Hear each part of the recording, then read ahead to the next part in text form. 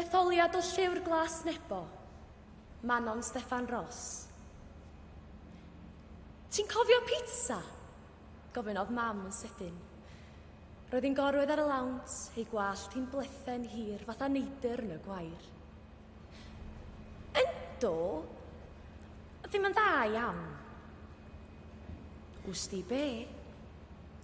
Cododd mam ar ei heistedd.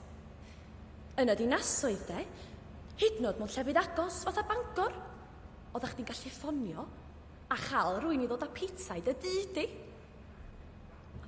Be? Oedda ti'n deud beth y tisio arno fo, dyda pepperoni a ham, ac wedyn roedden nhw'n ei goginio fo, rhoi o mewn bocs, a dod o fo draw i'r tŷ i chdi. Ond pam? Pam oedd angen i rywun arall ddod ar pizza, os oedd na ffwrn a bwyd yn hau pawb? Doedd gan bobl ddim ynadd coginio bob tro. Mae hynny'n syniad rhyfedd iawn i mi. Achos os oes na un peth da ni licio wneud yn tŷ ni, coginio ydi o. Achos mae'n golygu beth da ni'n bwyta wedyn.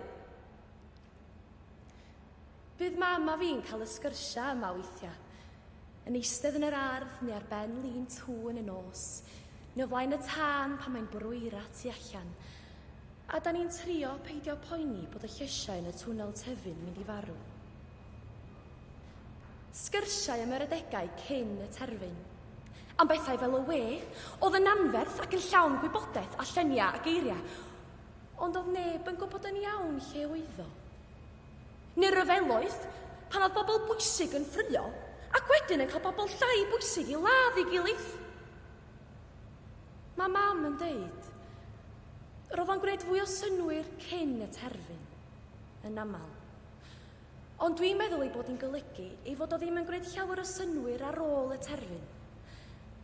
Ac efallai bod y ddau beth yna chydig bach yn wahanol. Meddylia tas ni'n gallu ffonio am pizza, rwan? Didi si a gwen fawr ar fy ngwyneb. Dydw i ddim yn cofio blas pizza, ond mae yna sŵn da i'r gair, sŵn heulog, cynnes. A rwy'n yn dod yma efo un mawr i ni mewn bocs. Ysgydwodd mam ei ffen yn syth. Faswn i ddim, sti. Faswn i ddim yn mynd yn ôl i fyw fel yna. Gwenodd arna i wedyn. Gwen fawr oedd yn gwneud iddi edrych fod tasa hi ddim yn digon hen i fod yn fam i mi. Da ni'n gwneud yn oce, dydan?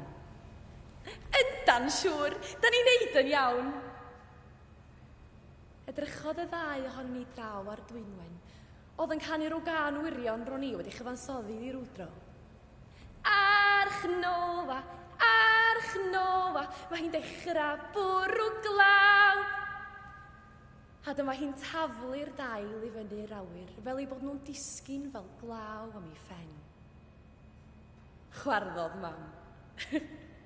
Cofia di, swn i'n gwerthu'r tŷ ma a bob dim sydd ynddo fo am sosydd rôl. A dyma ni'n da'n chwerthin, gorwedd yn ôl yn y gwair i wylio'r sêr cyntaf yn torri drwy'r glas.